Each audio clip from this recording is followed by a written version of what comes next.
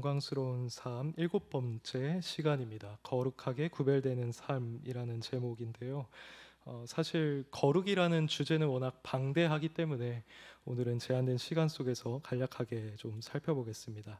보통 우리 그리스도인들은 이 거룩이라는 말에 굉장히 익숙합니다. 왜냐하면 성경에는 이 거룩하신 하나님에 대한 예언이 반복해서 등장을 하고 있고, 또 성도라면 거룩하게 살아야 한다라는 권면이 반복해서 나오고 있기 때문입니다.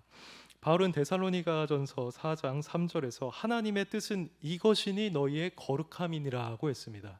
그리고 히브리서 기자는 거룩함 없이는 아무도 주를 보지 못하리라고 하였습니다.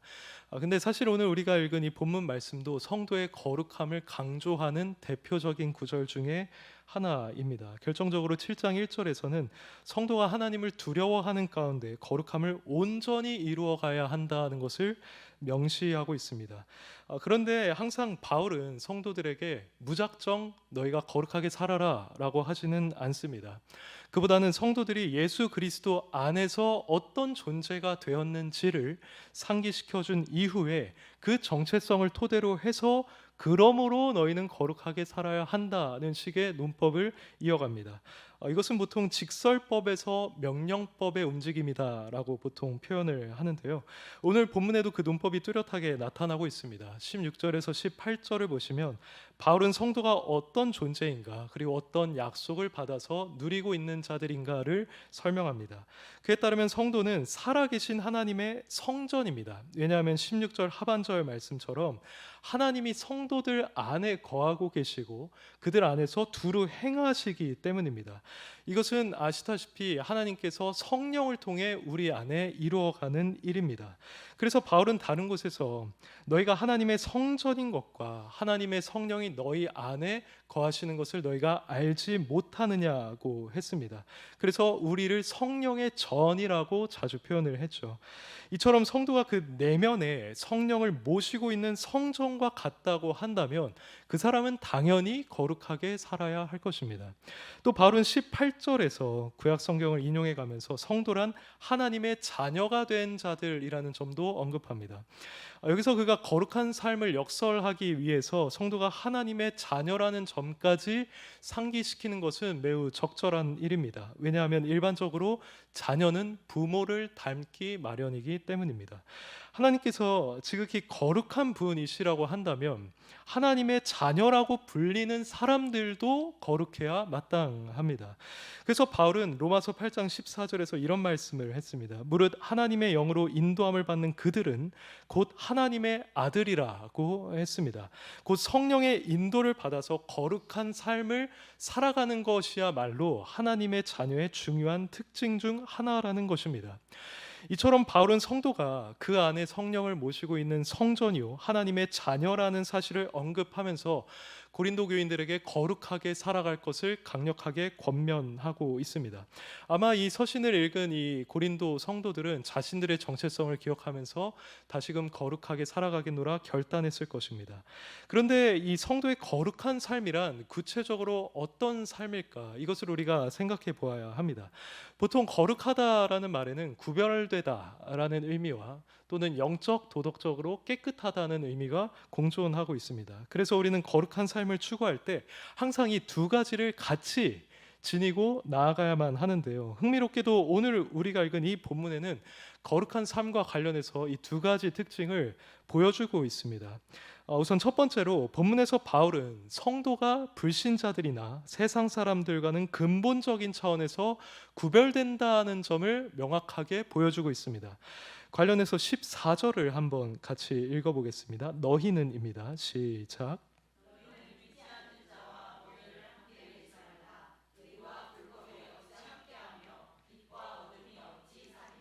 아멘. 여기서 멍에를 함께 매지 말라는 이 말씀은 종종 성도가 불신자와는 아무런 관계도 맺지 말아야 한다는 뜻으로 종종 오해되곤 했습니다. 하지만 바울은 분명히 그런 뜻으로 말하고 있지 않습니다. 왜냐하면 고린도전서 5장에서 우리가 이 세상에 사는 동안 세상 사람들 그리고 명백한 죄인들과도 적절한 관계를 맺으면서 살아갈 수밖에 없음을 바울 자신이 인정하고 있기 때문입니다. 그래서 우리가 만약 그들과 도무지 아무런 관계를 맺지 않으면 그는 우리가 이 세상을 떠나야 할 것이라고도 말했습니다. 그러면 여기서 그들과 멍에를 함께 매지 말라는 것은 과연 무슨 뜻인가 했을 때 대부분의 학자는 보통 이것이 결혼과 관련이 있다고 봅니다. 결혼이야말로 서로 다른 두 사람이 한 멍에를 매는 일이라는 것입니다. 이것은 타당한 해석이고 실제로 저희가 받아들여야만 하는 해석입니다. 근데 또 어떤 자들은 이 말씀은 당시 만연했던 우상 숭배와 관련이 있다고 봅니다. 그때는 자신의 신을 예배하는 자리 또는 예배 이후에 식사하는 자리에 이웃들을 초대하는 일이 빈번했다고 합니다. 그래서 바울은 여기서 그것을 경계하고 있다는 것입니다. 우리는 이 두 가지 해석 중에서 무엇 하나가 맞다고 단정하기는 어렵습니다. 하지만 이 말씀에서 우리가 한 가지 영적 원리는 확실하게 도출할 수가 있습니다. 그것은 바로 우리 성도들이 이 불신자들과 일반적인 관계를 맺을 수는 있지만 그들과 인생의 방향이나 아니면 영적인 일을 공유할 만큼 깊고 친밀한 관계를 맺어서는 안 된다는 것입니다. 그럼 그 이유는 무엇일까요? 바울은 그 이유를 14절 하반절부터 다음과 같이 말하고 있습니다. 의와 불법이 어찌 함께하며 빛과 어둠이 어찌 사귀며 그리스도와 벨리알이 어찌 조화되며 믿는 자와 믿지 않는 자가 어찌 상관하며 라고 합니다. 여기서 바울이 말하는 것처럼 의와 불법은 함께할 수 없습니다. 인간으로 생각을 해보자면 의를 추구하는 인간과 불법을 추구하는 인간은 결코 같은 길을 갈 수가 없습니다. 또 빛과 어두움은 서로 사귀거나 친하게 지낼 수가 없습니다. 둘 중에 하나가 있으면 다른 하나는 반드시 물러가야만 합니다. 그리고 상징적인 의미로만 봐도 그렇습니다. 빛은 보통 진리, 생명, 지혜를 상징합니다. 반면에 어두움은 거짓, 죽음, 무지를 상징합니다. 진리와 거짓은 함께할 수 없고 생명과 죽음도 함께할 수 없고 지혜와 무지도 함께할 수가 없습니다. 그리고 결정적으로 여기서 말하는 것처럼 그리스도와 벨리알도 결코 함께할 수 없습니다. 여기서 벨리알은 사탄의 또 다른 이름으로 알려져 있습니다. 과연 그리스도가 사탄과 조화가 되실 수 있을까요? 과연 그리스도가 사탄과 함께 한 마음을 품거나 화목해질 수가 있을까요? 결코 그럴 수가 없습니다. 이처럼 바울은 애초에 서로 조화가 불가능한 대상들을 나열하고 이들이 과연 조화가 가능하겠냐고 물으면서 아니요라는 답을 유도하고 있습니다. 그러므로 바울의 이 질문들은 모두 수사적인 질문들인 것이죠. 물론 이 자리에 있는 우리 또한 이 질문들에 대해서 아니요라고 대답합니다. 그렇다면 우리가 이 바울의 수사적인 질문을 통해서 깨달아야 할 바가 한 가지 있는데 그것은 바로 우리 성도들과 불신자들 사이에는 영적으로 매우 넓은 간격이 존재하고 있다라는 사실입니다. 겉으로만 보면 우리는 불신자들과 크게 달라 보이지 않습니다. 우리도 잠을 자고 일어나서 씻고 밥 먹고 일하고 또 장도 보고 가족들과 시간을 보내고 아니면 어떤 취미 생활을 하기도 합니다. 그래서 우리가 그들과 관계를 맺는다는 것, 더 나아가서 깊은 관계를 맺는다는 것도 사실 그렇게 부조리하게 보이진 않고 오히려 이 세상에서 굉장히 자연스러운 일로 보입니다. 하지만 우리는 본문에서 바울이 말하고 있는 것을 기억해야 합니다.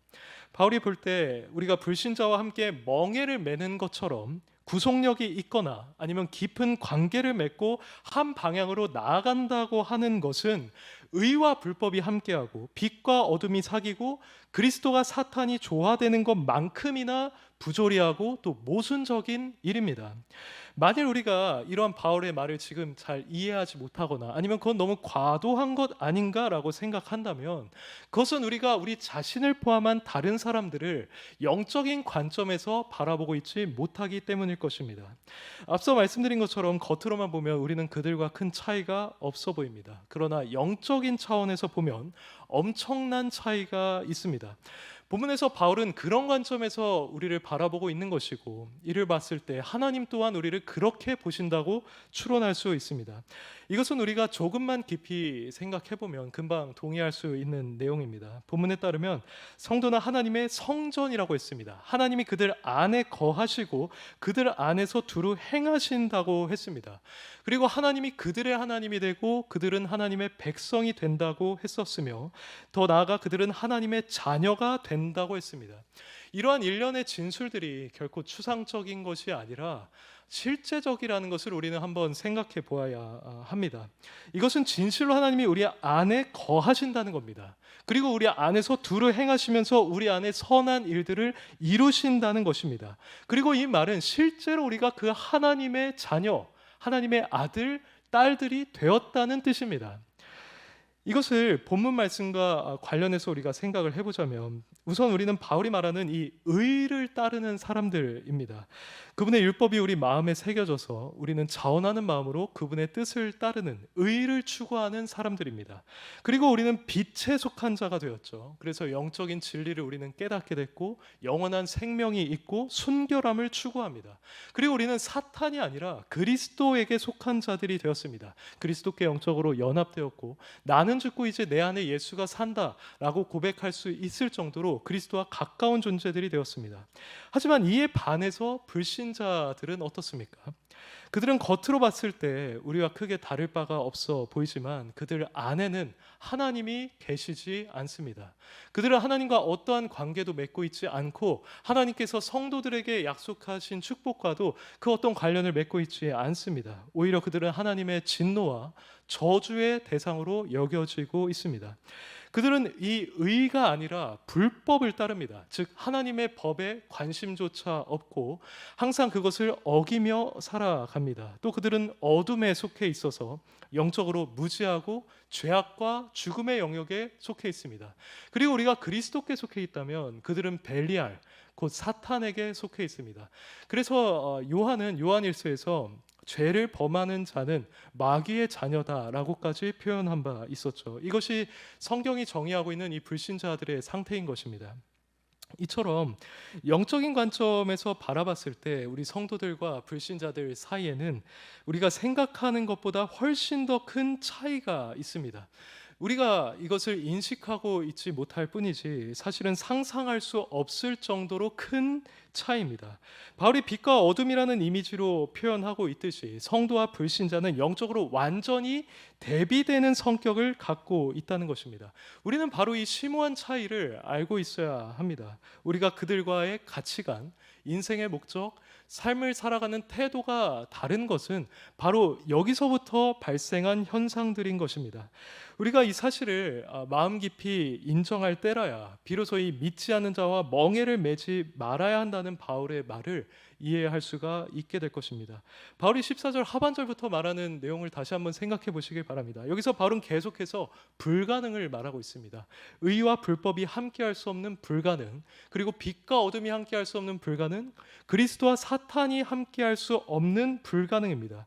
이렇게 우리가 믿지 않는 자들과 인생의 방향을 공유하거나 아니면 그들과 영적인 일을 함께 할 정도로 깊은 관계를 맺는다는 것은 애초에 불가능한 일이라는 것입니다. 그러므로 우리는 본문에서 이 바울이 믿지 않는 자들과 멍에를 매지 말라고 하는 말을 성도에게 가능한 무언가를 금지하는 뉘앙스보다 애초에 불가능한 것을 시도하는 어리석음을 범하지 말라는 뉘앙스로 보아야만 할 것입니다. 그리고 우리는 이 사실을 기억하면서 불신자와 구속력이 있거나 깊은 관계를 맺지 않아야만 할 것입니다. 만약 우리가 이 사실을 무시하고 그런 관계를 억지로 맺게 된다면 우리는 필연적으로 그 관계에서 목적하는 바를 달성할 수가 없게 될 것이고 아니면 우리 편에서 죄와 불신앙에 타협하는 죄를 범하게 될 것입니다. 이것이 본문의 1차적인 적용입니다. 그러나 우리는 이 사실을 토대로 해서 성도는 자신이 구별된 자라는 인식을 가져야 한다라고도 적용할 수 있습니다. 왜냐하면 이런 인식을 가진 자들만이 믿지 않는 자들과 멍에를 매지 않을 것이기 때문입니다. 이렇게 적용을 하면 이 말씀에 대한 우리의 적용 범위는 훨씬 넓어지게 됩니다. 단순히 믿지 않는 자와 깊은 관계를 맺지 않을 뿐만 아니라 무분별하게 이 세상을 사랑하거나 불신자들을 닮아가는 일을 지향하는 것까지도 가능하게 될 것입니다. 이런 실천들은 오직 성도가 나는 구별된 존재야 라는 인식을 가지고 있을 때만 가능하게 되는 것입니다. 하지만 이 거룩함이라는 말 안에 구별됨이라는 의미만 있지 않은 것처럼 우리가 진정으로 거룩한 삶을 살아가기 위해서는 단순히 내가 구별된 존재야 라고 인식하는 것 그 구별됨을 적극적으로 드러내고 또 증거하는 삶을 살아가야 합니다. 바로 영적, 도덕적으로 깨끗한 삶을 통해서 말입니다. 흥미롭게도 오늘 본문은 이 부분까지도 함께 다루어주고 있습니다. 관련해서 7장 1절을 함께 읽어보겠습니다. 그런즉 시작.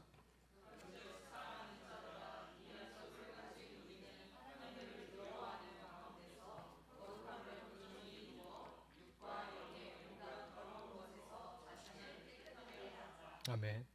앞서 우리가 거룩한 삶을 살아가기 위해서 영적 구별됨을 인식해야 한다라고 했던 것은 그 성격상 소극적인 면이 있습니다. 하지만 여기서 바울은 거룩함이라는 말에 적극적인 측면도 놓치지 않고 너희의 거룩함을 온전히 이루어 육과 영의 온갖 더러운 것에서 자신을 깨끗하게 하라고 명합니다.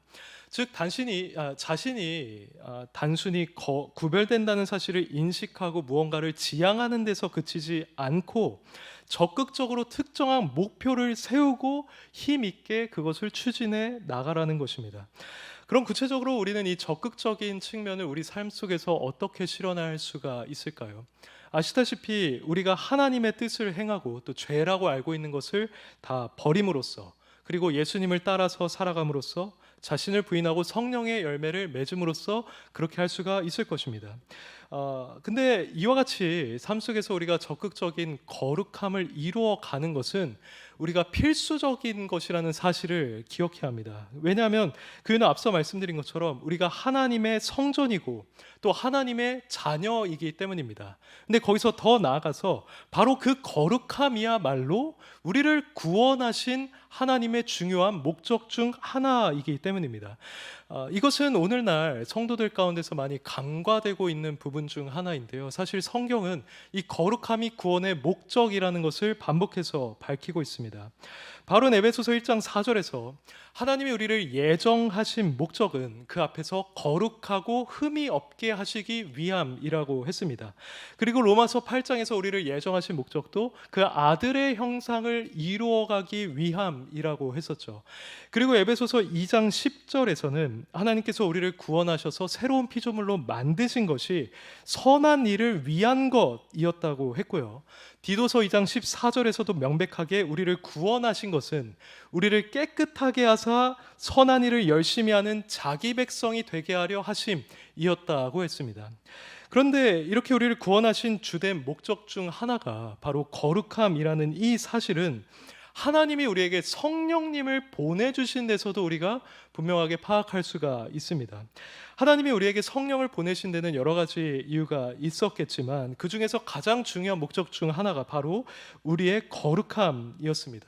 성령님은 우리 안에서 우리를 거룩하게 하는 사역을 수행하십니다. 그래서 대부분 성령님은 이 성경에서 자주 우리가 죄를 이겨내는 것과 관련해서 언급됩니다. 대표적으로 데살로니가전서 4장 7절에 하나님이 우리를 부르심은 부정하게 하심이 아니요 거룩하게 하심이니 그러므로 이것을 저버리는 자는 사람을 저버림이 아니요 너희에게 그의 성령을 주신 하나님을 저버림이니라고 하였습니다.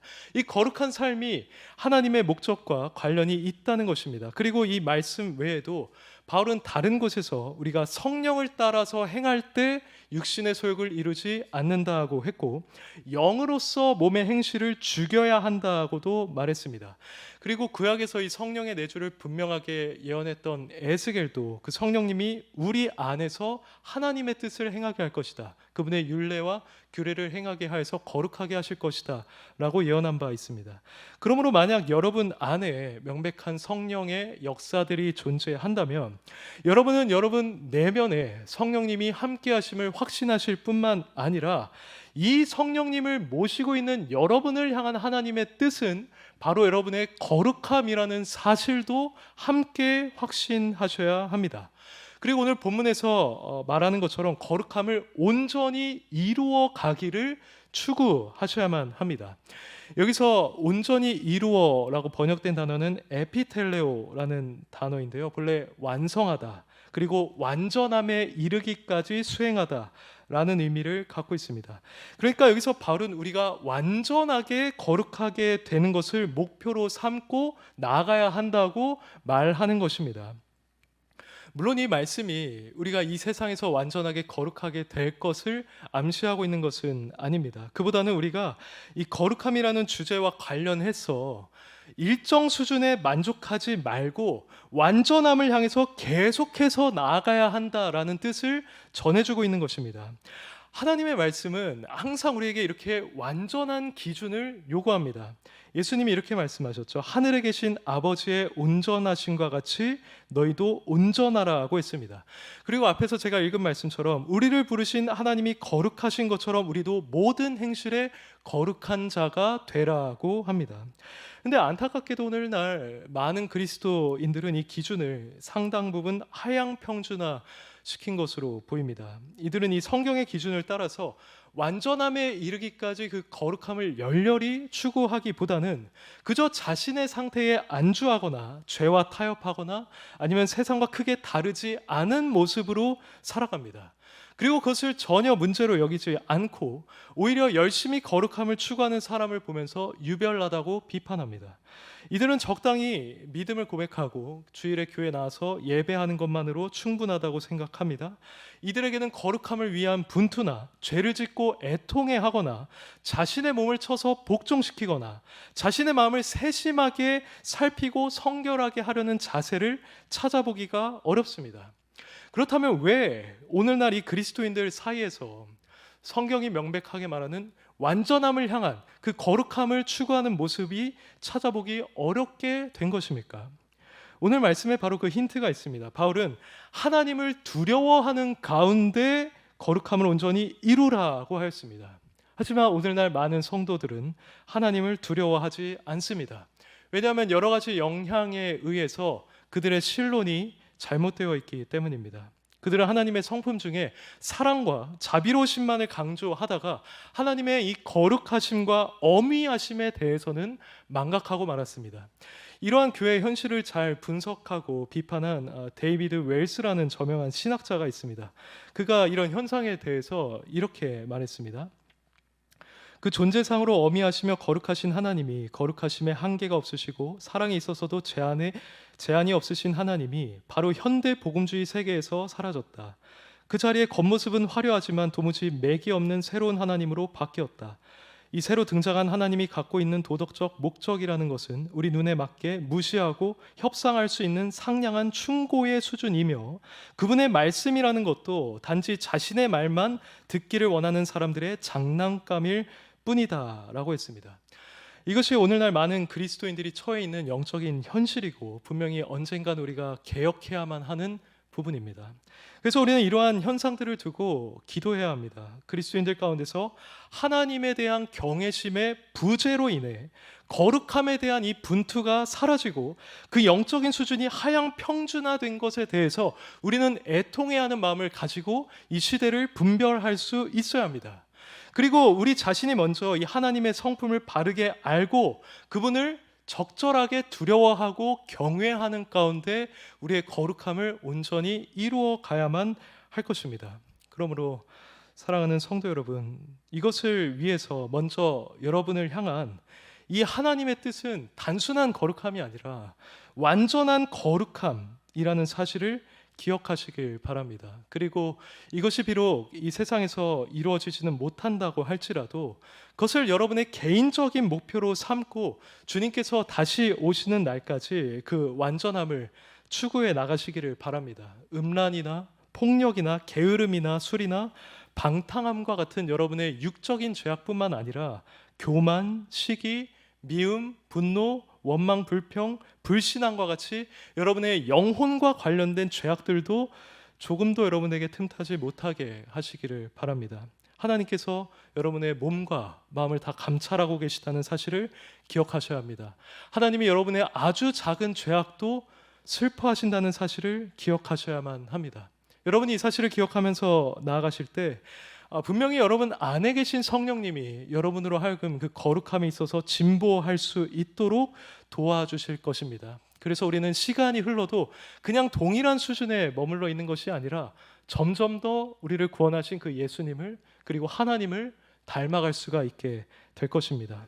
그렇게 여러분은 하나님의 성전으로 그리고 하나님의 자녀로서 또 성령을 모신 자로서 합당한 삶을 살다가 온전히 거룩하게 되는 날을 맞이하게 될 것입니다. 부디 이 자리에 있는 우리 모두가 앞으로도 이렇게 진지하게 그리고 열정을 가지고 거룩함을 추구하기를 간절히 소망합니다.